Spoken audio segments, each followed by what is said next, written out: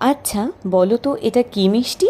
এই মিষ্টিটার নাম হলো বাদশাহী টুকরা বা শাহী টুকরা। এটা কিন্তু ব্রেড দিয়েই হয়ে থাকে। আমরা যদি কিছু বছর আগের পুরনো রেসিপিতে চলে যাই, সেখানেও ঠাকুরবাড়ির রেসিপিতে এটা ব্রেড দিয়ে তৈরির কথাই লেখা আছে। রেগুলার সাইজের ব্রেড নিয়ে সেটাকে মাঝখান থেকে কেটে রিফাইন্ড তেলে খুব ভালো করে ভেজে নেব। আর তার আগে তৈরি করে রাখবো সুগার সিরাপ।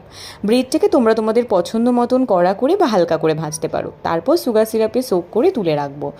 তারপর 500 গ্রাম দুধকে খুব ভালো করে ফুটিয়ে নিয়ে ঘন করে নামাতে হবে। সাথে অ্যাড করতে হবে এলাচ গুঁড়ো, স্বাদ মতো চিনি আর কনডেন্স মিল্ক। তোমরা চাইলে এক্ষেত্রে কেশরের ব্যবহারও করতে পারো, তাতে কালারটা চেঞ্জ হবে। আমি সাদা রাখবো বলে কেশরের কোনো ব্যবহার করিনি। তারপর সেই ব্রেডের মধ্যে ঘন করে নেওয়া দুধটা দিয়ে তোমরা তোমাদের পছন্দ মতন ড্রাই ফ্রুটস দিতে পারো। আমি কাজু, আমন্ড, পেস্তার ব্যবহার করেছি। তারপর 3 ঘন্টা ফ্রিজে রেখে 3 ঘন্টা পর তোমরা এটাকে সার্ভ করতে পারো। খেতে কিন্তু দুর্ধর্ষ, বানিয়ে দেখতে পারো। বাই।